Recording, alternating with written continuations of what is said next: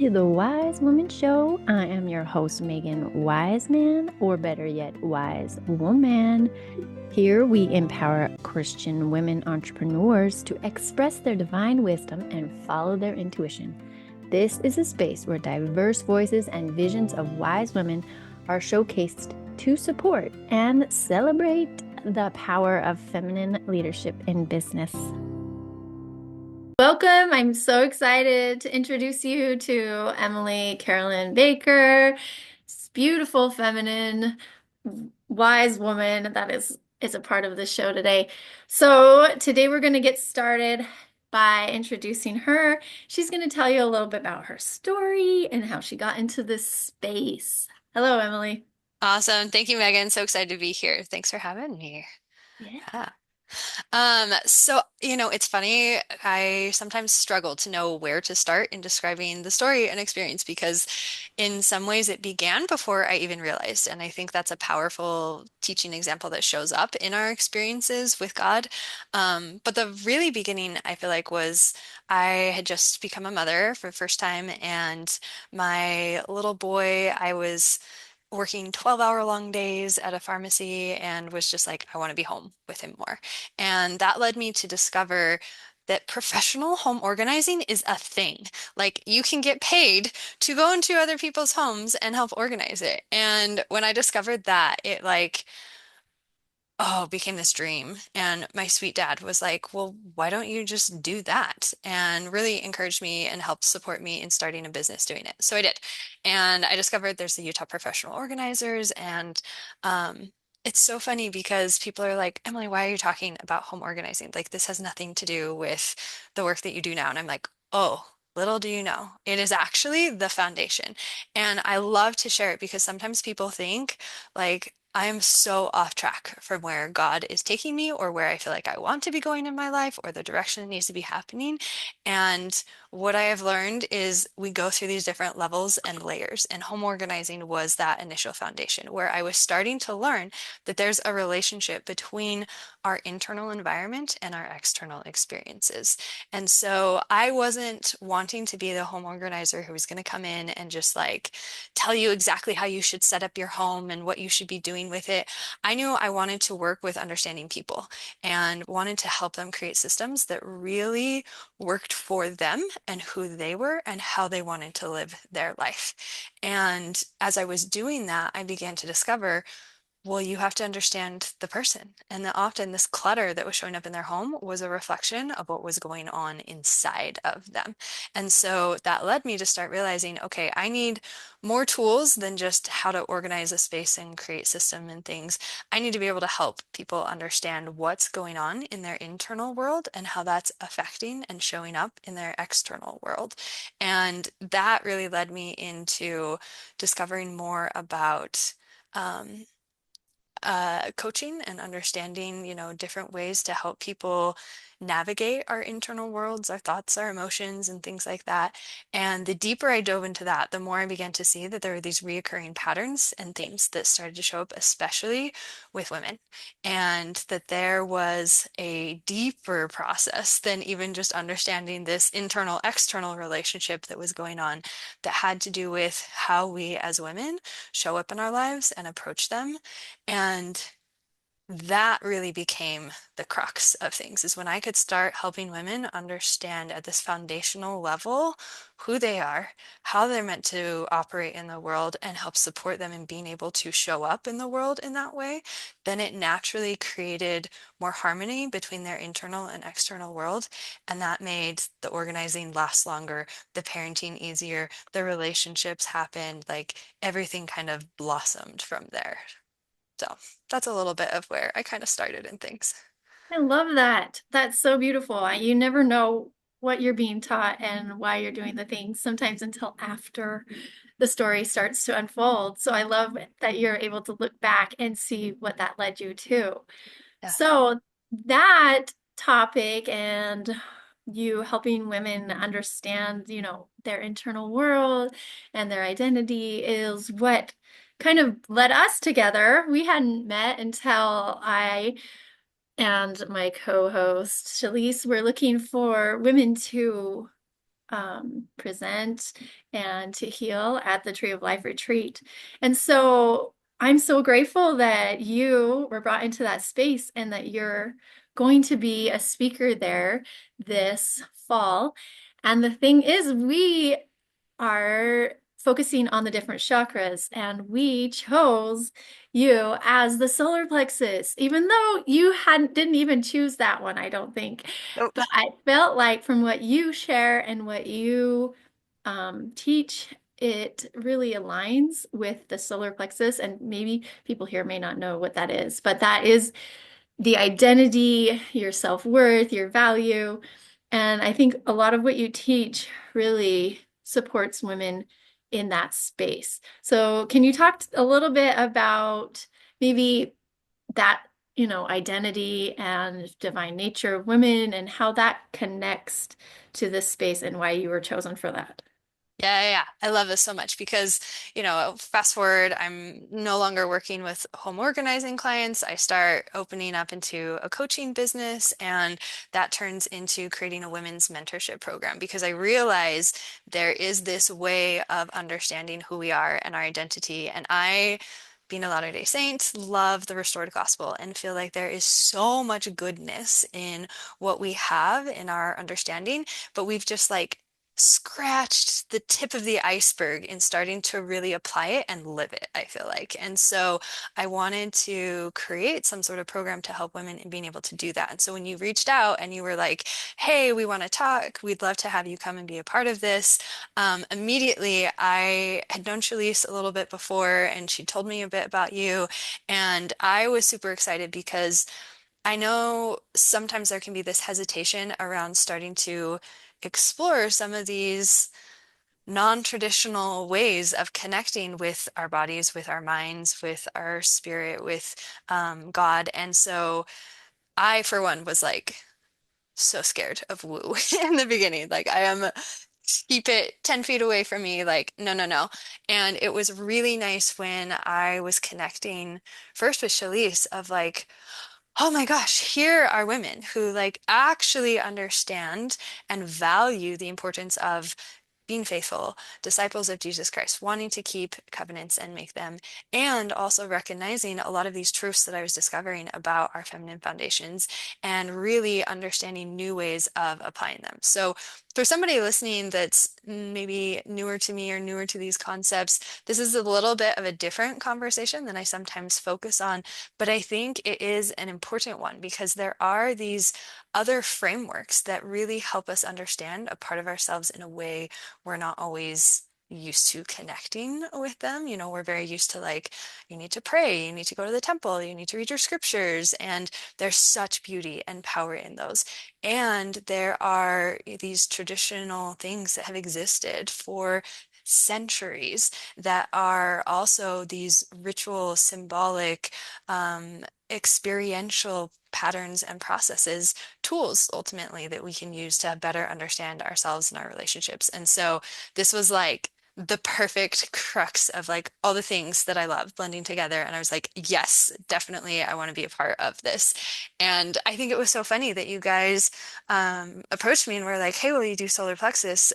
Which for people who aren't familiar, that's the different chakra centers and it's right around your abdomen. So we're going to be talking a little bit more about it here. But I was originally thinking different ones. And when you came to me with that, I was like, oh no, there's like a really good thing in this. And again, it shows me this beautiful feminine design way of connecting that, we're used to thinking with logic and reason of like, oh, this would be the right thing. This is what I should be doing. And that was kind of, I had fallen into that place of like trying to figure out when I was applying and like, what should I be doing? And there's this beauty in learning how God brings people and ideas together and helps something emerge that we don't always see or we don't always recognize. And so when I was starting to experience that with you guys, I was like, okay, these are ladies who understand this, who operate in this way, like, yes, yes, yes, this is so good. So, yeah, I I love love that. that. I love that so much. So I love it how you kind of brought up Christianity and the practices that we do, and how those are usually some kind of act of doing or thinking. And that for me, I've kind of realize that that is a very masculine way of interacting with spirituality. And I love all that. I mean, I'm raised doing that and I've done a lot of those things, but I feel like there was this aching and this desire and this realization that there was something more to be experienced. And like you said, it's this feminine aspect of internal and really like feeling and experiencing spirituality in a more feminine way. So I love that you brought that up, that there's this like contradictory thing, but really those things are meant to complement each other and neither one is better or, more important, but that maybe one aspect of yourself may have been neglected. And right now, I see that that is the feminine aspect of spirituality. And women are hungry and desiring that, even if they're not even aware. Because Yeah. we know that something has been lost. We feel something missing. We're we're tired. We're drained. We're tired of doing and checking all the boxes. And there's something to be said for this feminine way and this like internal connection with spirituality, with God, with the spiritual that's within us. And so I know that that's something that you have been exploring too. So I'm Yeah. really excited to hear the way that you have been creating. I don't know if it's a structure or the way that women can maybe walk through that because so many of us are like, yes, but then we don't know how to do those things because we haven't really been shown that an example or we haven't been taught how. So how do you talked about feminine foundations. So how do you describe that and how would you teach women about this? Yeah, I love that question because I think a part of it is we especially in our modern day society, have moved so much to operating in our minds, right? Like thoughts of what is it that needs to get done? How do I manage the schedule? Where are the things that need to be going? Like we live in our heads, and there is something to be said about really returning to being in your physical body and really getting to feel and experience and move through life through that place of connection. And that was one of the first realizations for me was beginning to recognize um, I was basically cut off from half of myself. And I didn't even realize it because if you had asked me, I'd be like, oh no, I'm confident, I'm capable, I like love God. I have had all these sorts of spiritual experiences, but I was kind of like a floating head. There was so much of my physical body I was not connected to. There was so much of my emotions that I was not connected to. And I didn't realize that that was limiting me from being able to have a greater depth of connection and relationship.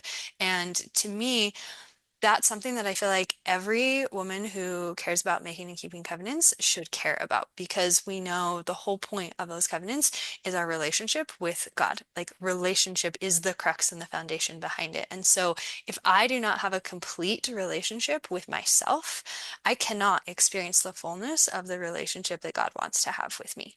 And so that became this first fundamental foundation that I love teaching women is we operate as women, especially. I believe we have an intrinsic feminine design that was intentional and is part of how we're meant to operate in a healthy, balanced way. And in order to do that, we first have to reorient ourselves from being really focused on operating in our minds and in our heads and learn how to reconnect to our bodies and our emotions. And that's not to say that like men don't need to be fully connected. Of course they do. We all should be like fully integrated between our minds, our hearts, our bodies, our spirits.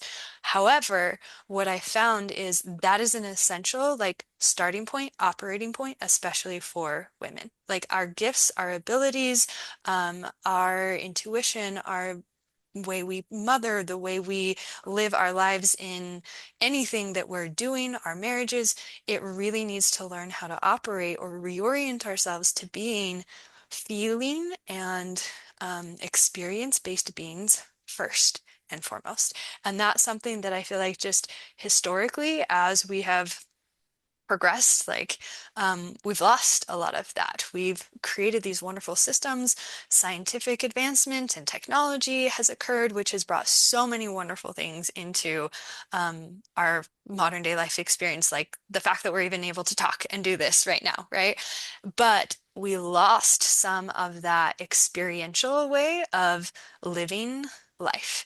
If you think back, we used to be so much more interconnected with our neighbors, with your tribe, with nature, doing life together. And so to me, that's a fundamental aspect. And so that's foundation number one, is we have to go through this process of reorienting to being emotion and feeling based beings first. And then from that, now that we've kind of integrated this way of operating and showing up in the world as a complete person who can be in deeper relationship with God, the next thing is then how do we step and bring that into our life? And that brings us to the second foundation that I love to teach and talk about, which is we have to repattern ourselves, which is we are used to moving through life in this sense of life is linear and I need to build things.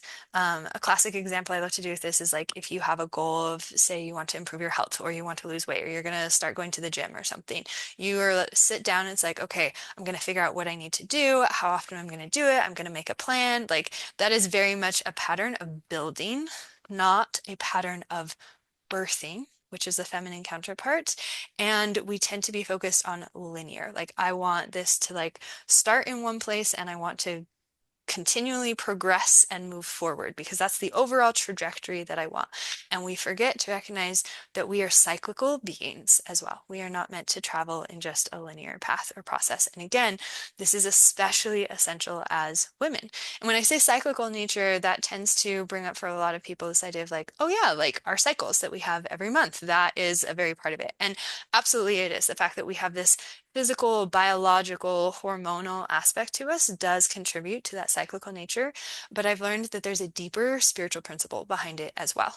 And that is one that applies to all seasons of our life and all aspects of how we move through it. And so often I'll talk with women and the same way that, maybe they'll be starting a new routine or they'll figure out like a laundry system they want to do or implementing a new um, way to try and like manage chores in the home or something, and it'll be working and working and working, and then it doesn't. And they get this frustration of like, why is it not working anymore? It used to be working. And that's one of those key indicators that I love to show people of like, hey, it's because you're entering a new phase of the cycle. And if you don't understand the cycle, there are different times where different things are useful. And I love to mirror this to a planting season, right? If you're trying to harvest crops in winter, it's like, oh, this was working so great. Everything was going so wonderful in the fall. We like had all this produce and stuff. And then all of a sudden it just stopped working. If you had no concept and understanding of seasons and of the growth pattern, that would be really confusing and really disorienting. And it would be really easy for you to be like, oh, I guess I'm just terrible at gardening. I guess, I can't fulfill what I'm supposed to. I'm supposed to have harvest again and again and again, and I haven't done enough. And it's like, whoa, girl, chill down. It's winter. Like there's a different season here. And so I love helping women begin to understand what that cyclical pattern and nature looks like and how to apply it to every aspect of how you're living life and you're moving through it. And so that really helps us be able to navigate uncertainty that just naturally shows up as a part of living life with so much more ease because we're no longer trying to build things, like get everything in place. We're understanding there's this process of birthing, which is much more about allowing things to unfold, and learning the difference between um, it's like a reorientation thing. Like you don't set out to be like, I'm going to make a child. Like today I'm going to get the eyes, and then tomorrow I'm going to like, I want to have a girl and she's going to have blonde hair and she's going to be 5'3", and like this is the DNA that's going to go in her. No, no, no. We sit there and we become a part of the process and we allow it to naturally unfold. And as each stage unfolds, we get more clarity around what's going on. You don't typically know. I mean, modern technology is starting to change this with blood tests and things, but you usually don't know the gender of your child. It used to be until they were born. And then we started having ultrasounds and you could find out sooner, right? But there's this similar thing where God has a pattern and a design of things that are unfolding, but we don't always see it. We're not always made aware of it until we go throughout the process. And so there's this new pattern of recognizing I have this vision for what I want to occur, right? I want to have this child in my life, and I want to have a healthy birth, and I want to, experience whatever you want for that. But then there's this whole process of allowing that to unfold within us and learning how to be a partner in that process and getting really clear on what part is our part, right? Like making sure you're eating enough, making sure you're moving, making sure you're getting rest. That is our part. Trying to figure out, like, how do I make a thumb? Not our part, right? Like your body naturally is going to do that. And so there's this different way of understanding how do we bring something into the world in partnership with God and with the divine, rather than just, I'm going to set out to build a business or deepen my relationship or fulfill this calling I feel from God, and like I'm going to go and make it happen, versus I'm going to be a vessel and a part of this process for allowing it to emerge and come into the world in relationship with God and with this thing. And it's a very different way of being in the world and moving throughout your life, but it's such a beautiful one. And I found, regardless of if you've ever had literal children that you've given birth to or not, this pattern applies so much to us as women. And so being able to recognize, how do I move through these different cycles? How do I go through this process of birth? How do I apply it to, how I'm managing my busy Tuesday morning and everything that I need to get done? Like, it applies on the small level, it applies on the big level. So we go through that process of reorienting and then repatterning ourselves in how we show up in the world. And then the final one is reconnecting. And that is where we learn to really bring this feminine part of who we are and how we live life into relationship and connection with other people. And this is a piece that I love so much, because it's the part where you get to see like the fruits and the benefit on a bigger scale for everything that comes below it. Every time you move through a foundation, there's impacts. It will change you, it will change your life. But when we get to that level of reconnecting, that's where we learn how to be in relationship with people who are different than us, who think differently, who believe differently, without having it become a point of tension or pushing against each other. And it allows us to really stand in light and truth and love and connection with others. And that allows everything that we have built before to become amplified, because it's no longer just us that we're interacting with or that we're working with, but we become a part of this ecosystem of individuals who are all connected and operating in different ways in this relationship with God, with Christ, and getting to see that emerge more in our lives and in our relationships.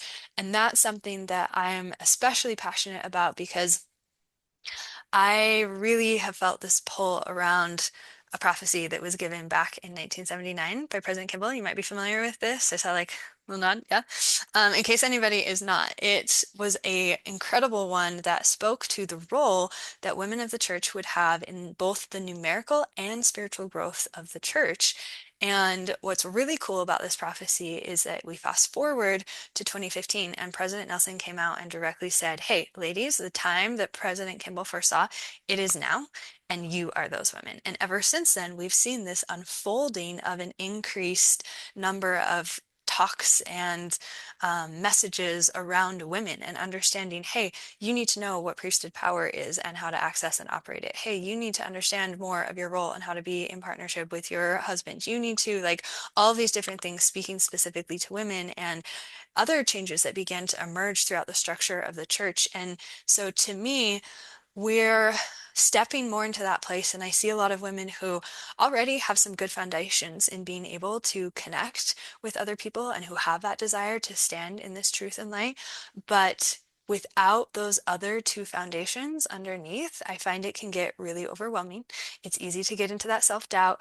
It starts to create some burnout that can show up, even if it's just our own lives or relationships. And that's because we're trying to like hold everything together. And when we're trying to do that without that foundation underneath, there becomes this place where we get into this relationship of like, oh my gosh, this is so much. I don't know how I'm going to navigate this. I don't know how to do this. So we turn to God naturally, right? God support me, God strengthen me, which God always does. Absolutely. Christ is there like, I will help you. I will walk with you. And also, if you wanted, we could work on some of these foundations underneath so that it's easier and there's more that I can then do with you and there's more that we can then experience together. And that's that shift that I really want to help Latter-day Saint women understand is that, yes, if you have a relationship with God and you feel this strong connection or you feel this faithful understanding and you're trying to juggle everything that's going on in your life between the bills that need to be paid and the errands that have to be run and the children that need to be tended to and the work and the projects and whatever it is you have going on, that God is wanting to say, I don't need more from you. I need more of you. And in order for there to be more of us in our lives and in our relationships and in our connection with God, I found as women, it is so essential to understand these foundations and to work at developing them. Hmm. Amen. Mic drop. That was so good. Yeah, I've never heard it put that way. I've been in this space of learning feminine things for a while. So I really appreciate your point of view and setting those steps. And especially for someone who is just barely coming into all of this, to know like, oh, there is kind of a path and some foundational things that I can do to understand my femininity. I love the way that you described that. So, as women are like either waking up to something that they realize they're missing and wanting more of this like spirituality in their lives, like what do you suggest? Like how do women take those next steps? I mean, there's lots of things out there in the world too. There's the information age. So there's lots of paths that people can take. But how do you suggest that women get started, I guess? Yeah, absolutely. I love that question. So there's a few different ways that I think about this, but one is first, really just practicing getting into a space of getting more comfortable with joy, which can seem kind of counterproductive in some ways. But that really, I think, helps us get, again, out of the mind, into the body, getting into this place of receptivity and understanding. Now, the counterpart to that is sometimes we're really good at being in the joy and we're not as good at being in the pain.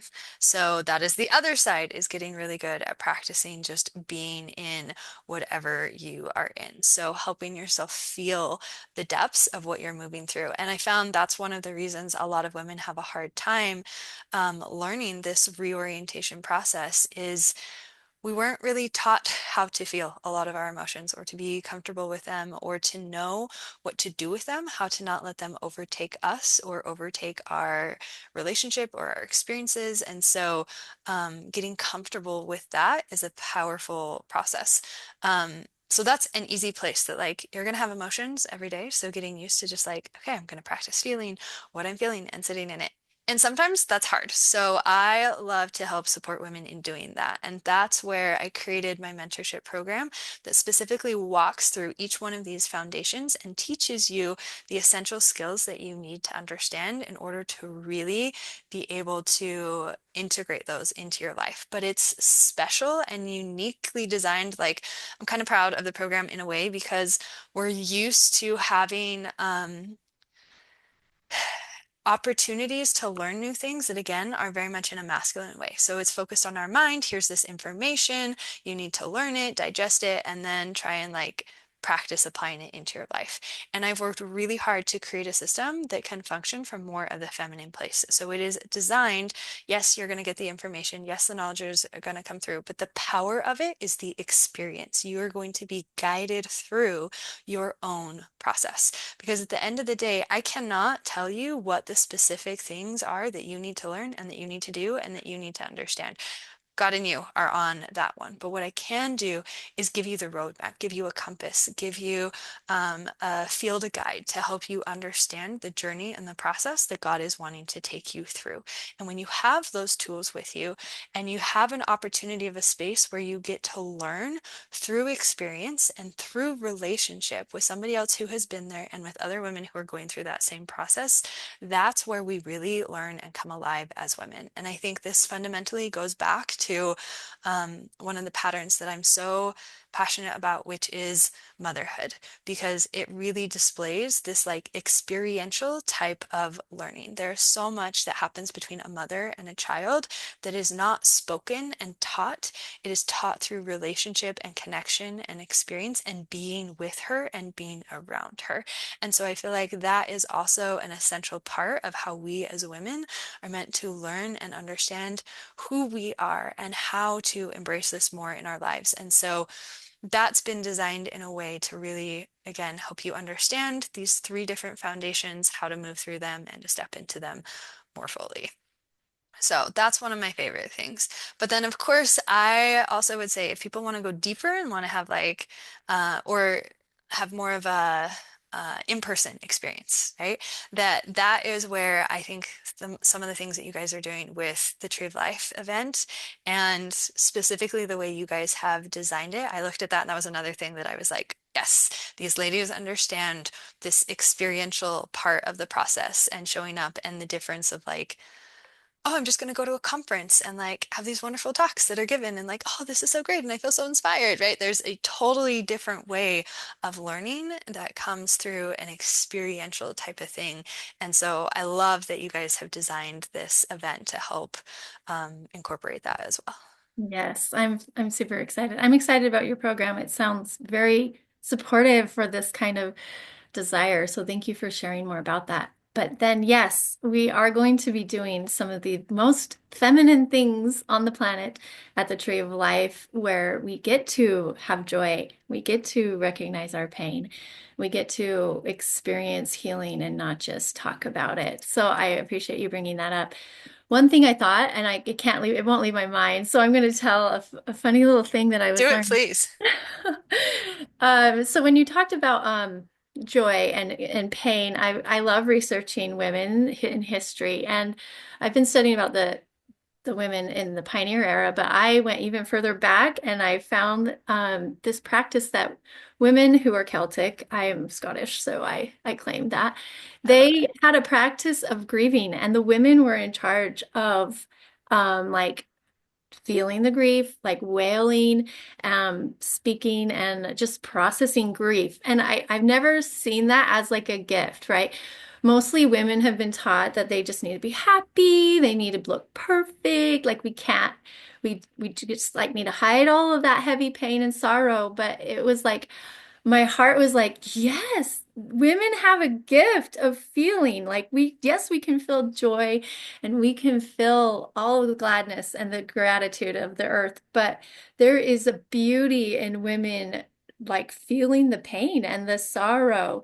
And I was like, oh, when they said this, I was like, I just want to go like find a group of women and just grieve together. Like there is that. something to be said for women not just finding joy and in our blessed lives, but also sorrowing and grieving, and like we've been taught, mourning with those who mourn. That is part of our work and mission. And I feel like there is such a sacred part of us, and it's almost an honoring. I've had a few sessions with some of my favorite people where I have felt the depths of my pain physically in my body, and it was, I mean, it was hard and it was a lot of work, but at the same time it was like relieving, and it was beautiful and it was sacred. And I don't think we give ourselves enough time to feel the like scope of our humanity.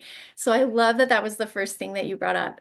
And I do suggest coming to the Tree of Life or finding an experience with a woman like Emily, Megan. There's so many women I know who could hold space for those kind of feelings and depth, because there is so much power in it, and there is a sacred honoring experience that you can have with the full spectrum of your humanity. So we will be doing things like that where we can go into the heart, we can go into the pain. We're going to do breath work and yoga and things where we're not just, you know, feeling the good things, but we also get to process those heavier things. So thank you for bringing that back as a suggestion. So did you You're have so something to welcome. say? Yes, I was going to say I have to chime in on this because it's so good. Because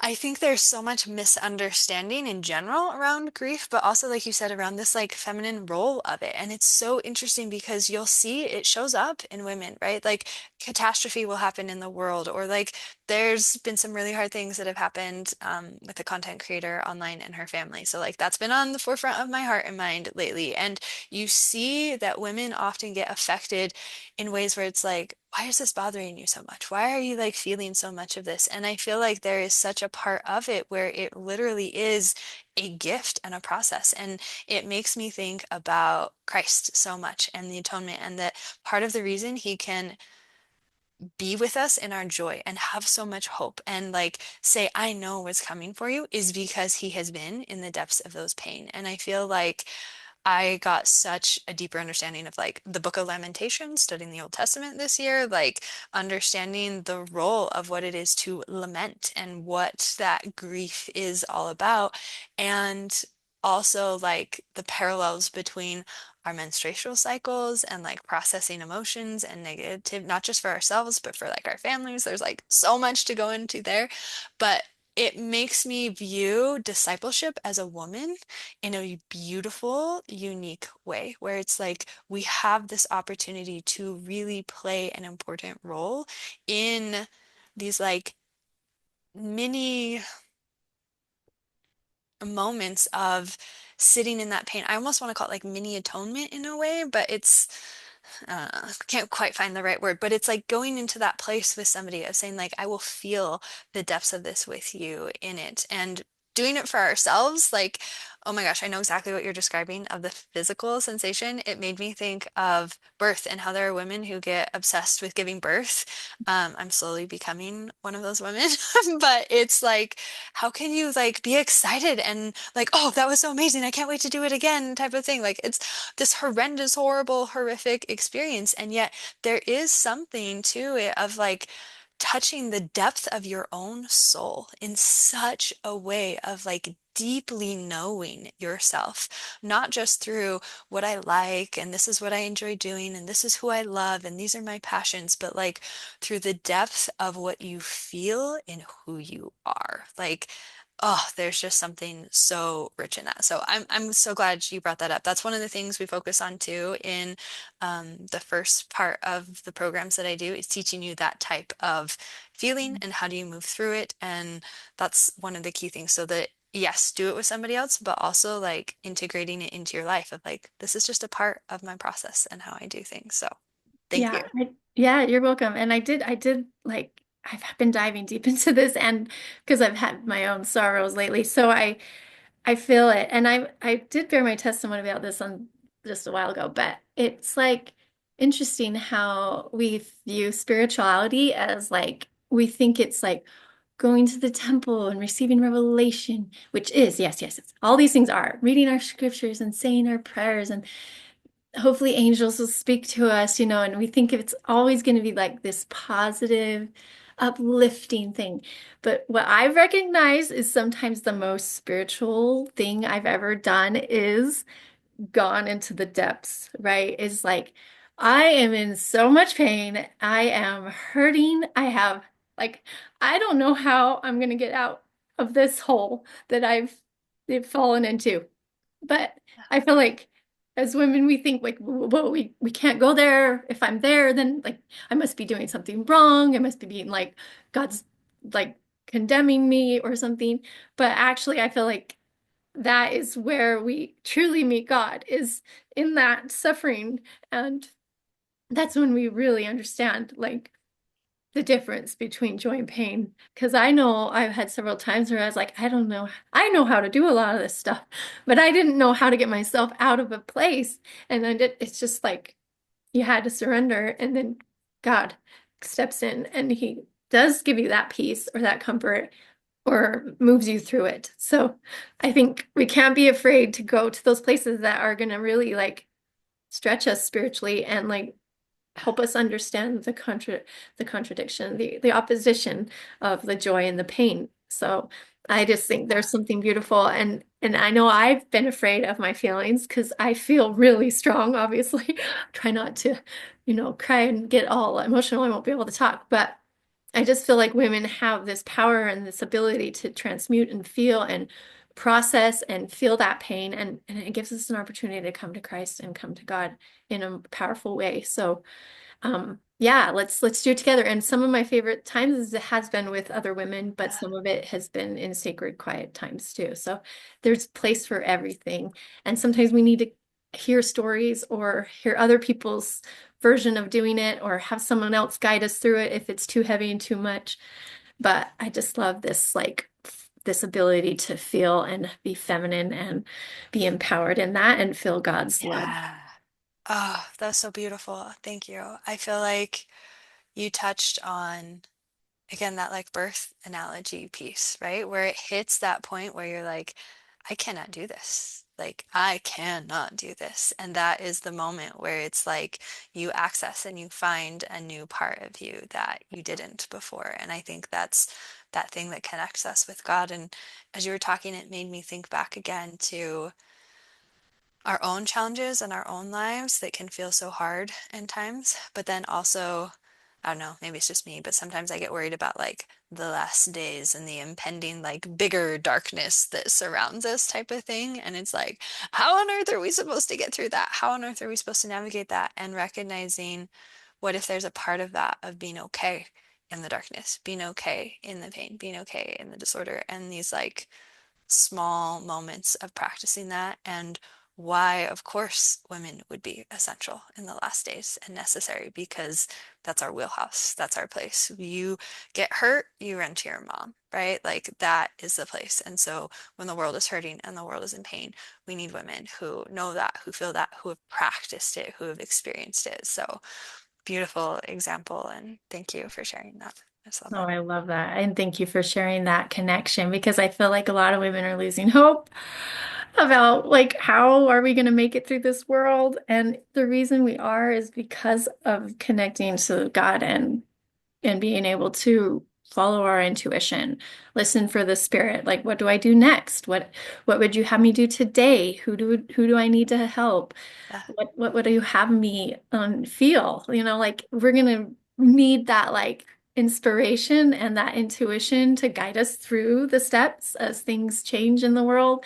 We can have that consistency with God and that trust in our connection. And I think that's why women are essential, is because I love women's stories in the scriptures and everything, and the pioneers, these women have such faith, and I just want to be like them, where you could call down the powers of heaven with so much faith that you could heal someone or you could, you know, change the elements or whatever it is. I just know that women have such a power and a purpose in these last days. So it's like, rise up, girls. It's time. We're going to step into these gifts that maybe have been hidden or, you know, we haven't been really taught or understood them to their full capacity for a long time. But it's like, we're remembering it's time. And I feel like we're doing it together, even if it's in different circles. Like, we're like, well, why aren't we doing it in the middle of the church, right?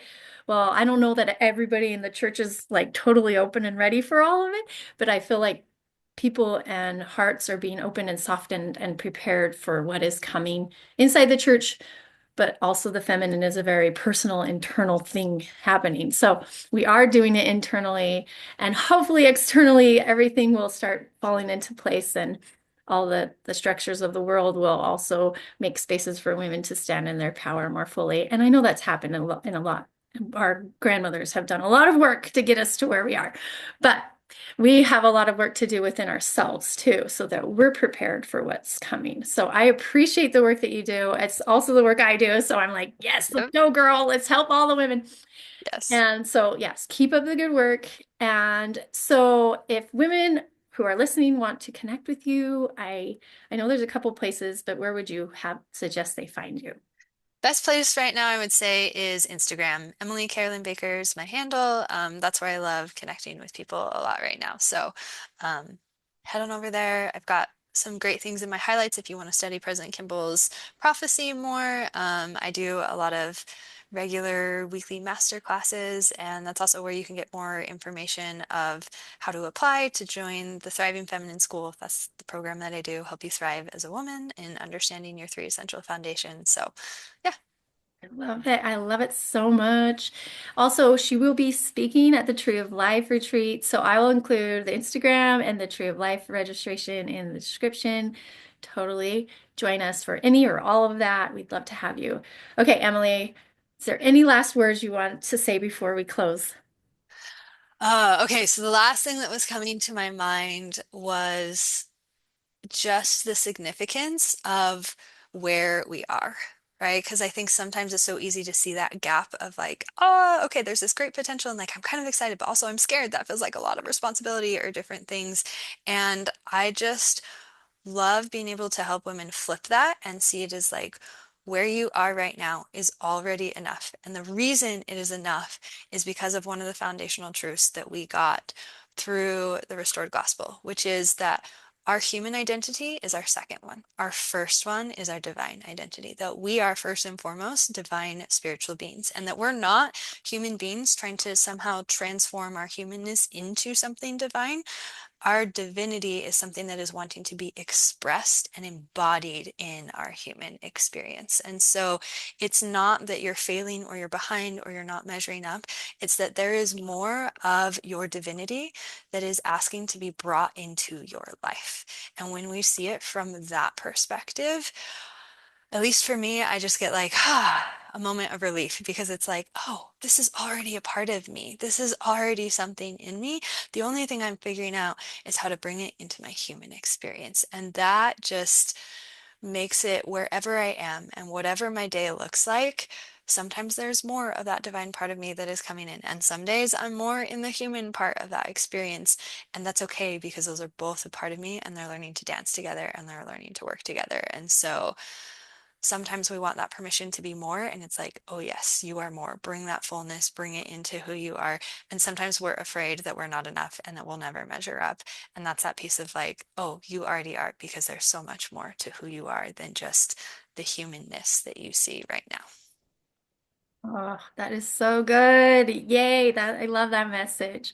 I did just have a conversation with a good friend about the priesthood power of women and women's power. And she was like, I just need to go study everything there is. And I'm like, wait, but you also just need to realize it's already a part of you. So I love that you said that, because it's like, oh no, I'm not enough. I need to go learn it all, which is always fun too. I study all the things, but it is Yes. important to remember that that's already a part of us. Like our gifts, our power, the priesthood, whatever you want to call it, is already in us. And it's just awakening. And so it's just a remembrance. So I love that you brought that in. And because we're always like, wait, well, now one more thing I need to do that I haven't learned yet. But no, this is a part of us and it's who we really are. So thank you for sharing. That's a beautiful message. Yeah. All right. Thank you so much for having me. It's been wonderful getting to talk with you. I could do Yeah. it all day, all the time.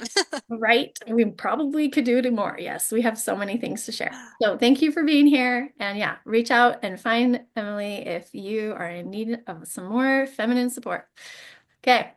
Thanks for joining the Wise Woman Show. Remember, divine daughters, keep expressing your faith and femininity as you bring your powerful wisdom to this world. Like, share, comment, or subscribe to the show to stay connected.